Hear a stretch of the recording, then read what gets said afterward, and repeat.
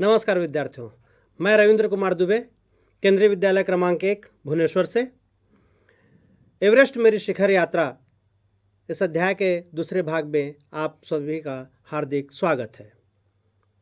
विद्यार्थियों, हमने प्रथम भाग में देखा कि किस प्रकार बचेंद्री है वह एवरेस्ट की चढ़ाई के लिए विभिन्न जोखिमों का, कठिनाइयों का सामना करते हुए आगे बढ़ती चली जा रही है।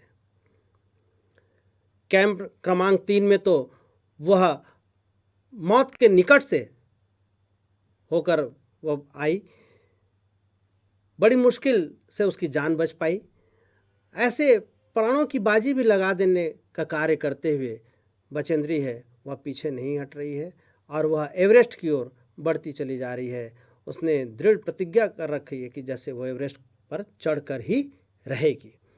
ये बचेंद्री की दृढ़ता का, उसके आत्म मनोबल का बहुत बड़ा यह उदाहरण है कि बिना मनोबल के, बिना दृढ़ संकल्प के हम बड़ी विजय प्राप्त नहीं कर सकते। तो हमने देखा कि धीरे धीरे क्रमशः बेस कैंप से कैंप क्रमांक 1, 2 और 3 इस प्रकार से वह आगे बढ़ती चली जा रही है। क्या बचेंद्री के इस पर्वतारोहण में उसकी समस्याओं का अंत हो गया है? क्या आने वाले समय में भी और समस्याएं नहीं आएंगी? आइए हम जानते हैं। बचेंद्री और उसका अभियान दल है वो साउथ कोल कैंप तक पहुंच चुके हैं। साउथ कोल कैंप यह कैंप क्रमांक 3 के बाद ये आता है, मतलब एवरेस्ट की चोटी के निकट का यह कैंप है। और यह साउथ कोल कैंप को माना जाता है कि पृथ्वी की सबसे कठोर जगह है। विद्यार्थियों, मैं आपको जानकारी दे दूं, साउथ कोल कैंप से एवरेस्ट की चोटी तक जाना अत्यधिक जोखिम भरा कार्य होता है।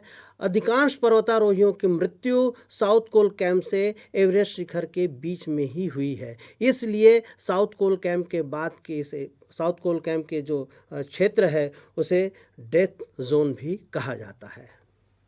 तो साउथ कोल कैंप पहुंचती है, उसका बचेंद्री विवरण दे रही हैं कि जैसे ही मैं साउथ कोल कैंप पहुंची, मैंने अगले दिन की अपनी महत्वपूर्ण चढ़ाई की तैयारी शुरू कर दी। मैंने खाना, कुकिंग गैस तथा कुछ ऑक्सीजन सिलेंडर इकट्ठा किए। जब दोपहर 1:30 बजे बिस्सा आया, उसने मुझे चाय के लिए पानी गर्म करते देखा कि जय और मीनू अभी बहुत पीछे थे। मैं चिंतित थी क्योंकि मुझे अगले दिन उनके साथ ही चढ़ाई करनी थी। वे धीरे धीरे आ रहे थे क्योंकि वे भारी बोझ लेकर और बिना ऑक्सीजन के चल रहे थे। बिस्सा की, जय और मीनू ये शेरपा जो लेखिका के साथ, बचेंद्री के साथ एवरेस्ट तक जाने वाले थे, आगे की यात्रा उनके साथ लेखिका करने वाली थी। इसलिए वो बड़ी चिंतित थी कि वो क्यों अभी तक नहीं आ रहे हैं। वो शेरपा है, वो बिना सिलेंडर के वो चलते हैं वो, और साथ ही क्या है, भारी बोझ उठाए रहते हैं, इसलिए उनकी गति धीमी होती है। पर लेखिका बहुत ज़्यादा चिंतित थी कि उनके बिना वो आगे नहीं बढ़ सकती ना, इसलिए वो बहुत ज़्यादा चिंता कर रही थी। आइए, बचेंद्री का एक नया रूप यहाँ दिखाई देगा आपको कि बचेंद्री हो किस प्रकार से वो मददगार, उसका स्वभाव था मदद करना, मददगार थी बचेंद्री, मदद करती थी दूसरों की। वह जैसे ही देखा कि अन्य सदस्य है उनको आने में, शेरपा को आने में देरी हो रही है, तब बचेंद्री है वह दल के दूसरे सदस्यों के मदद के लिए 2 थर्मस में जूस और गर्म चाय भरकर नीचे उतरने का उसने निश्चय किया। और जैसे ही वो साउथ कोल कैंप का जो क्षेत्र था उससे जैसे ही बाहर आई, मीनू से मुलाकात हो गई। थोड़ा और नीचे उतरी तो जेनेवा इस पर की चोटी, एक पहाड़ी चोटी है, ठीक उसके नीचे जैसे मुलाकात हुई, तथा थोड़ा आगे नीचे उतरने पर की से भेंट हुई। की तो बचेंद्री को देखकर हक्का बक्का हो गया।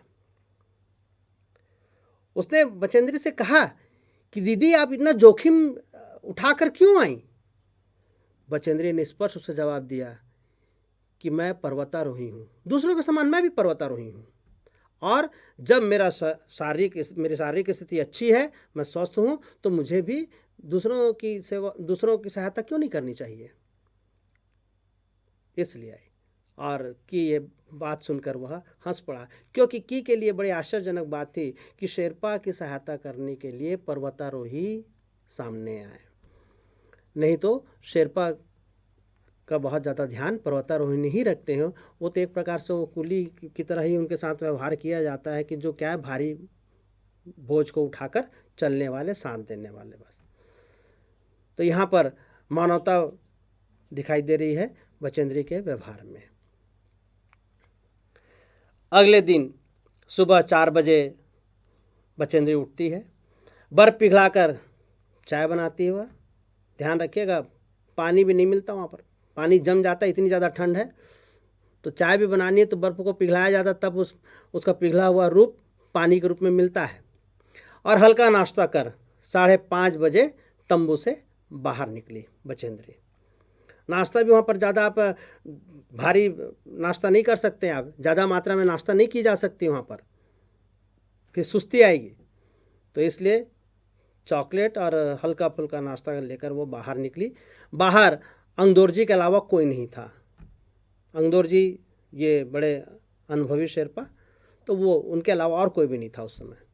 वह बिना ऑक्सीजन के ही चढ़ाई के लिए तैयार, किंतु ऑक्सीजन के बिना पैर ठंडे पड़ जाने का भय भी था।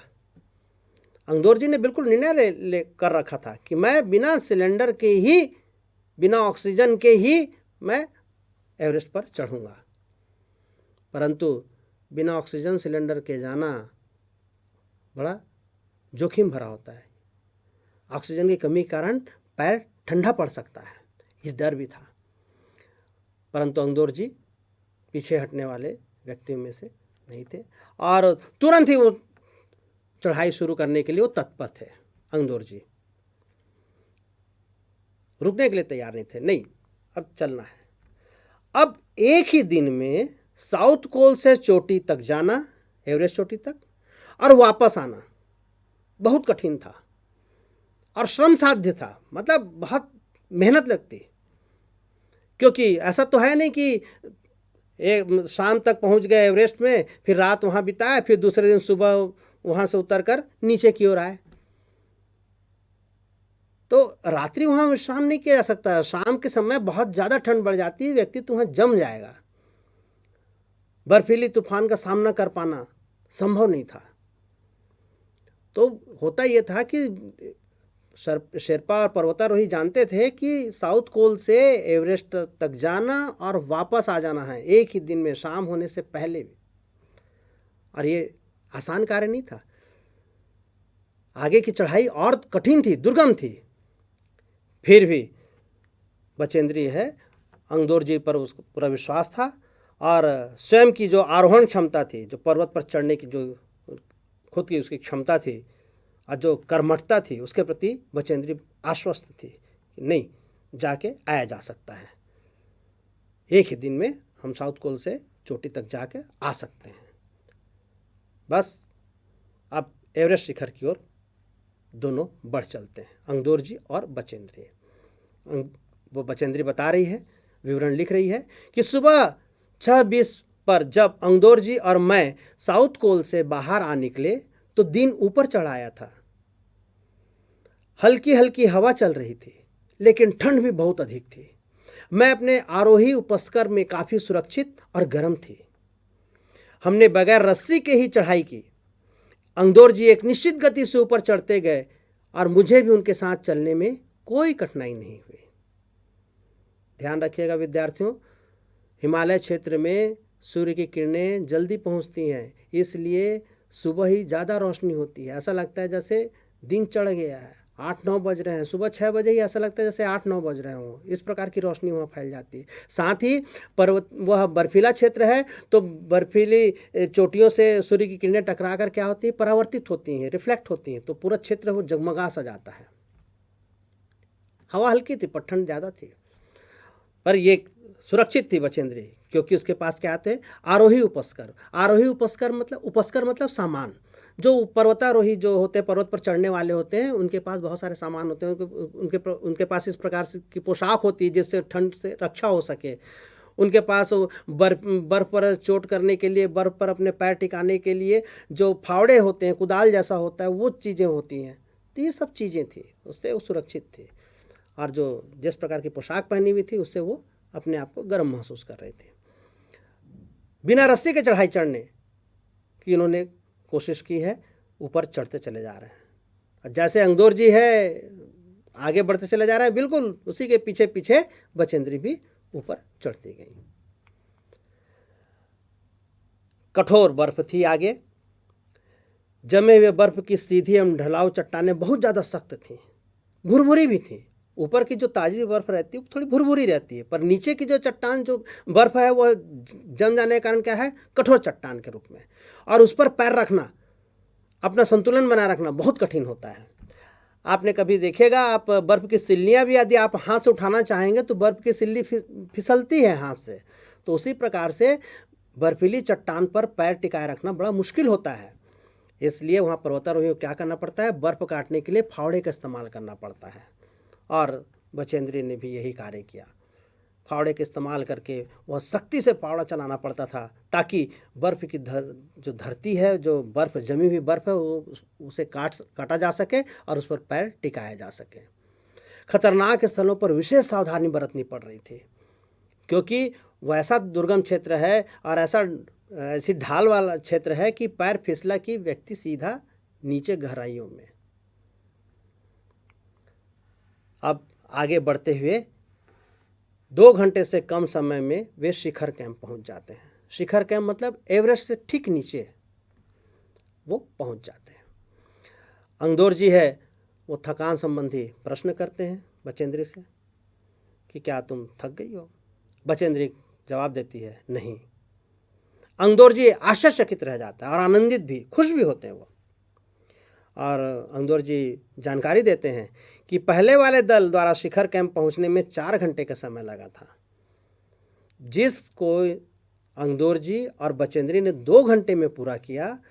इसके पहले जो दल गया था उसे 4 घंटे का समय लगा था, और इसी गति से चलने पर दोपहर 1 बजे तक शिखर पर पहुंचने की संभावना है। अंगदौर जी ने ये बचेंद्री को बताया। मतलब इनकी गति बड़ी अच्छी थी, चढ़ने की गति। तो अंगदौर जी ने संभावना व्यक्त की कि दोपहर अगर हम इसी गति, जिस गति से हम बढ़ रहे हैं, जिस गति से हम ऊपर की ओर चढ़ते चले जा रहे हैं, अगर इसी गति से हम चढ़ने में सफल रहे तो 1 बजे तक हम शिखर तक पहुंच जाएंगे। ये दोनों आगे बढ़ रहे थे, पीछे पीछे इनके दल के कुछ और सदस्य शेरपा वो भी आ रहे थे। लाटू नामक शेरपा है दल का सदस्य, वो भी पीछे पीछे आकर वह दक्षिणी शिखर के नीचे मिला इन लोग से, और तीनों ने फिर वहाँ पर चाय पी और उसके बाद फिर से चढ़ाई आरंभ की। लाटू अपने साथ एक नायलॉन रस्सी लेकर आया था और उस नायलॉन रस्सी के सहारे चढ़ने लगे। रस्सी के सबसे आगे थे अंगदौर जी। संतुलन बनाने के लिए रस्सी को बीच से पकड़े हुए था लाटू, और सबसे पीछे चल रही थी बचेंद्री। आगे और दुर्गम और कठिनाई भरा रास्ता और कठिनाई भरी जो चढ़ाई थी वह आगे चढ़ते चले जा रहे थे। अब पहले 2 थे, अब 3 हो गए। अचानक लाटू ने बचेंद्री की ऑक्सीजन की ओर ध्यान आकृष्ट किया। प्रति मिनट 2.5 लीटर ऑक्सीजन की आपूर्ति के स्थान पर आवश्यक 4 लीटर ऑक्सीजन की आपूर्ति से जो बचेंद्री की कठिन चढ़ाई है वह आसान हुई। मतलब यह है कि ऑक्सीजन सिलेंडर से जो ऑक्सीजन की आपूर्ति हो रही थी वह क्या थी, 4 लीटर होनी चाहिए थी प्रति मिनट, परंतु जो बचेंद्री है वो उसे 2.5 मिनट ही लेकर प्रति मिनट 2.5 लीटर ही ऑक्सीजन की आपूर्ति सिलेंडर के द्वारा हो रही थी। इसके कारण से बचेंद्री को थोड़ी कठिनाई हो रही थी, पर जैसे ही वो आपूर्ति बढ़ाई गई, ऑक्सीजन की आपूर्ति, सिलेंडर के नाप को थोड़ा और खोला गया, तो उससे क्या हुआ कि 4 लीटर की ऑक्सीजन की आपूर्ति होने लगी। इससे बचेंद्री को थोड़ा आराम पहुंचा और उसे कठिन चढ़ाई भी अब आसान लगने लगी। शिखर के निकट यह दल पहुंच चुका है, 3 सदस्य। दक्षिणी शिखर के ऊपर की हवा की गति बड़ी तेज थी। भुरभुरे बर्फ के कण चारों ओर उड़ रहे थे, जिसके कारण से दृश्यता शून्य की स्थिति बन गई थी। मतलब आगे का कुछ दृश्य नहीं दिखाई दे रहा था, इतनी बर्फीली हवा। अनेक बार जब बर्फ बर्फीली हवा थोड़ी कम होती थी या बर्फ़ की मात्रा थोड़ी कम होती थी, तब दिखाई दिया कि केवल थोड़ी दूर के बाद कोई ऊंची चढ़ाई नहीं है, एकदम सीधा ढलान। यह संकेत था। इस बात का संकेत कि एवरेस्ट शिखर निकट है, शिखर विजय होने वाली है। लेखिका अपना अनुभव लिखती हैं कि मेरी सांस मानो रुक गई थी।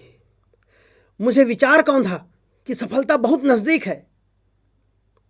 23 मई 1984 के दिन दोपहर 1:07 पर मैं एवरेस्ट की चोटी पर खड़ी थी। एवरेस्ट की चोटी पर पहुंचने वाली मैं प्रथम भारतीय महिला थी। इस तरह से ये दल एवरेस्ट चोटी पर पहुंचने के लिए एवरेस्ट की चोटी पर पहुंचने में सफल रहा। एवरेस्ट शंकु की चोटी पर दो व्यक्ति के साथ साथ खड़े होने की भी जगह न होने के कारण उन्होंने सुरक्षा के लिए फावड़े से बर्फ की खुदाई की। एवरेस्ट शंकु मतलब इस प्रकार की आकृति हो जाती है, तो ये ऊपर का हिस्सा नुकील, बहुत कम जगह बचेगी नुकीले में, नोक सा ऐसा बन जाता है। तो दो व्यक्ति भी नहीं खड़े हो पा रहे थे वहां पर, और यदि पैर फिसला, संतुलन बिगड़ा तो फिर सीधे नीचे, ढलान से नीचे।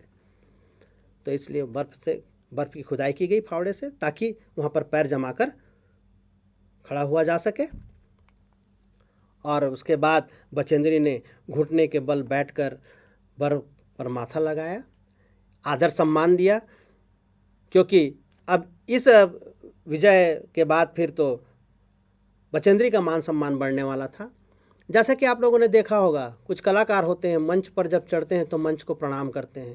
खिलाड़ियों को आपने देखा होगा मैदान पर माथा टेकते हैं विजय मिलने के बाद। वो इसलिए सम्मान है कि इस क्षेत्र के कारण अब हमारा मान सम्मान बढ़ रहा है, इसलिए एक आदर का भाव व्यक्त करते हैं। तो घुटने के बल पर बैठकर बर्फ पर माथा लगाया बचेंद्री ने, थैले से दुर्गा माँ का चित्र और हनुमान चालीसा निकाला, लाल कपड़े में लपेटकर छोटी सी पूजा अर्चना की और वहीं बर्फ में उसे दबा दिया। और आनंद के क्षण में बचेंद्री को अपने माता पिता का ध्यान आया कि आज ये सफलता मिली है, इस सफलता के पीछे उसके माता पिता का कितना बड़ा त्याग रहा है, बलिदान रहा है। अंगदौर जी के प्रति आभार व्यक्त करते हुए भावुक हो गई है और अपने उस भावनाओं को वह शब्द रूप में कलमबद्ध किया है बचेंद्री जी ने। जैसे मैं उठी, मैंने अपने हाथ जोड़े और मैं अपने रज्जू नेता, रज्जू मतलब रस्सी में सबसे आगे अंगदौर जी चल रहे थे ना, तो मैं अपने रज्जू नेता अंगदौर जी के प्रति आदर भाव से झुकी। अंगदौर जी जिन्होंने मुझे प्रोत्साहित किया और मुझे लक्ष्य तक पहुंचाया, मैं उन्हें बिना ऑक्सीजन के एवरेस्ट की दूसरी चढ़ाई चढ़ने पर बधाई भी दी। उन्होंने मुझे गले लगाया और मेरे कानों में फुसफुसाया, दीदी तुमने बहुत अच्छी चढ़ाई की, मैं बहुत प्रसन्न हूँ। ध्यान दीजिएगा, अंगदौर जी इसके पहले भी एक बार बिना ऑक्सीजन के एवरेस्ट की चढ़ाई कर चुके थे, ये उनकी दूसरी चढ़ाई थी। और अंगदौर जी ने भी प्रसन्नता व्यक्त की बचेंद्री के साहस की, बचेंद्री के हिम्मत की। कुछ देर बाद सोनम पुलजर वहाँ पहुँचे और उसने फ़ोटो लिया, और लाहटू है तब तक दल के नेता कर्नल खुल्लर को एवरेस्ट पर चारों के होने की सूचना दे दी। 4 व्यक्ति यहाँ पर हो गए थे, बचेंद्री पाल, अंगदौर जी, लाहटू और सोनम पुलजर। वाकी टाकी से बचेंद्री की कर्नल खुल्लर से बात हुई। प्रसन्नता से भरे हुए कर्नल का बधाई देते हुए ये कहना था, मैं तुम्हारी इस अनूठी उपलब्धि के लिए तुम्हारे माता पिता को बधाई देना चाहूँगा। इस तरह से कर्नल खुल्लर ने अपनी प्रसन्नता व्यक्त की।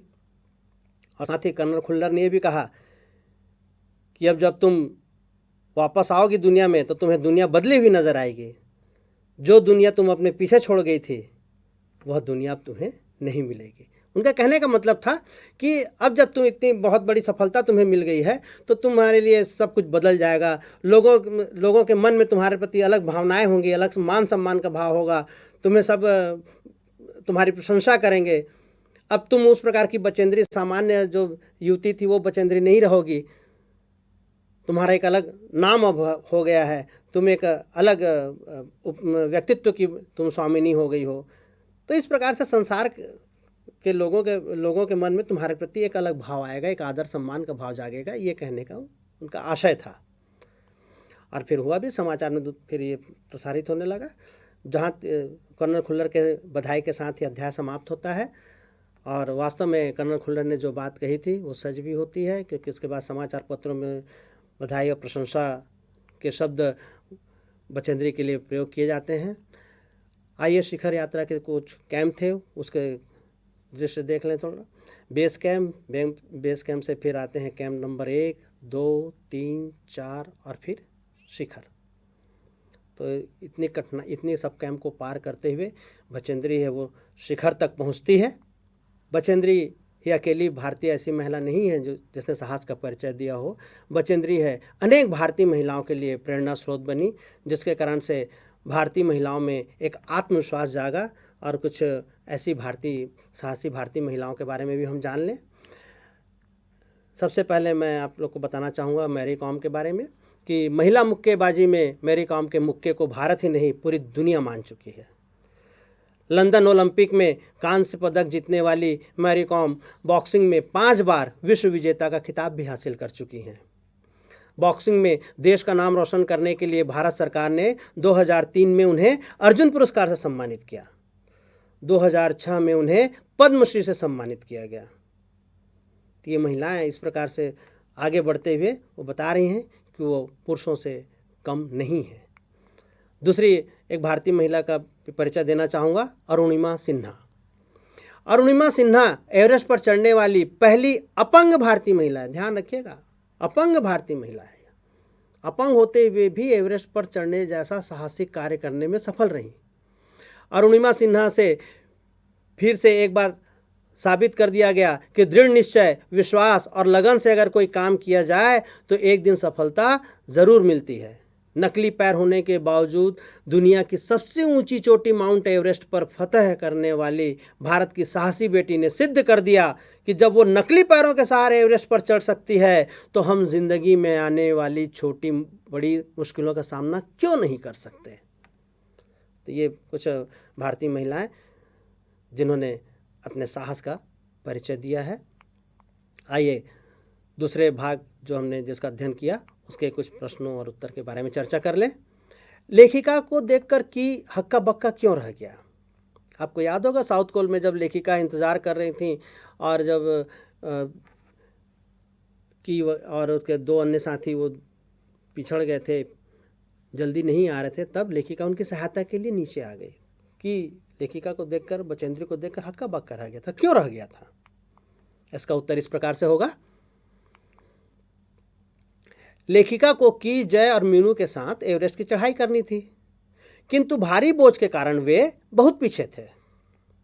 लेखिका ने उनकी मदद के लिए नीचे जाकर जूस व चाय देने का निश्चय किया और वह जोखिम लेते हुए नीचे मिलने चली गई। उनके जोखिम लेने और उदारता को देखकर की है हक्का बक्का रह गया। ये इसका उत्तर होगा। अगला प्रश्न देखें। चढ़ाई के समय एवरेस्ट की चोटी की स्थिति कैसी थी? इसका उत्तर होगा कि चढ़ाई के समय एवरेस्ट की चोटी पर घनी बर्फीली हवाएं चल रही थी, जिसके कारण कुछ भी दिखाई नहीं दे रहा था। चोटी के चारों ओर सीधी ढलान थी। पर्वत की शंकु चोटी इतनी तंग थी कि 2 व्यक्ति वहां एक साथ खड़े नहीं हो पा रहे थे। अंतिम बिल्कुल वहां पर बहुत ज़्यादा जोखिम था। विद्यार्थियों, भाषा अध्ययन से संबंधित भी कुछ प्रश्न दिए गए हैं, उनमें से कुछ प्रश्नों की हम चर्चा कर लें। सबसे पहले देखें, विलोम शब्द बनाइए। अनुकूल का विलोम शब्द होगा प्रतिकूल, और उसमें शब्द दिए गए हैं जिसका विलोम शब्द आपको बताना है। नियमित, आरोही, सुंदर, विख्यात और निश्चित। नियमित का विलोम शब्द क्या होगा? अनियमित। आरोही, आरोही शब्द आपके लिए नया शब्द नहीं होना चाहिए। आरोही शब्द का प्रयोग संगीत क्षेत्र का शब्द है, परंतु हम 15 अगस्त के समय में हम सुनते हैं ध्वजारोहण, आरोहण। आरोहण मतलब ऊपर की ओर चढ़ना, तो ऊपर की ओर चढ़ाई के लिए प्रयोग किया जाता है आरोही, और नीचे के लिए प्रयोग किया जाता है अवरोही। नीचे उतरने के लिए कहा जाता है अवरोही। तो आरोही का विरुद्धार्थी शब्द, विलोम शब्द होगा अवरोही। सुंदर का विलोम शब्द होगा कुरूप। यहाँ पर विद्यार्थियों आपका ध्यान आकृष्ट करना चाहूँगा, सभी शब्दों में अ इत्यादि लगाने से विपरीत शब्द नहीं बनता है, विलोम शब्द नहीं बनेगा। जैसे देख लें, सुंदर बिल्कुल नया शब्द है, कुरूप। नियमित में अ लगाने से अनियमित हो गया, तो इसके अर्थ नहीं है कि हर जगह अ लगाने से ही वह विलोम शब्द बन जाएगा। इस चीज़ का आप लोग विशेष ध्यान रखिएगा। इसी प्रकार से विख्यात शब्द है, उसका विलोम शब्द होगा कुख्यात। निश्चित का अनिश्चित। तो कुछ शब्द ऐसे होते हैं जिसमें अ लगाकर हम उसे विलोम शब्द बना सकते हैं, विलोम रूप उसका बना सकते हैं, पर यह हर शब्द के लिए लागू नहीं होगा। आइए अगला प्रश्न देखें हम, भाषा अध्ययन के अंतर्गत उपसर्ग से संबंधित। उपयुक्त उपसर्ग लगाइए। पुत्र, सुपुत्र। उपसर्ग आप सभी जानते हैं कि वे शब्दांश जो किसी शब्द के पूर्व जुड़कर शब्द के रूप और उसके अर्थ में परिवर्तन लाते हैं, उन्हें उपसर्ग कहते हैं। तो पुत्र में देखिए सु उपसर्ग लगा है और इस प्रकार से एक शब्द बना सुपुत्र। इसी प्रकार से कुछ शब्द दिए जा रहे हैं, वास, व्यवस्थित, कुल, गति, रोहण, रक्षित। इनमें आपको उपयुक्त उपसर्ग लगाना है। वास का में उपसर्ग लगाया जा सकता है, प्र धन वास बराबर प्रवास। ध्यान रखिएगा, प्र ही लगेगा ऐसा जरूरी नहीं है, आ भी लग सकता है, आ धन वास आवास। अगला शब्द देखें, व्यवस्थित के लिए अ धन व्यवस्थित बराबर अव्यवस्थित। अ के स्थान पर सु भी लगाया जा सकता है, सुव्यवस्थित। सुव्यवस्थित बराबर सुव्यवस्थित। मैंने एक एक उदाहरण लिया है, एक एक उपसर्ग लिया है। कुल, अनुकूल, अनुकूल।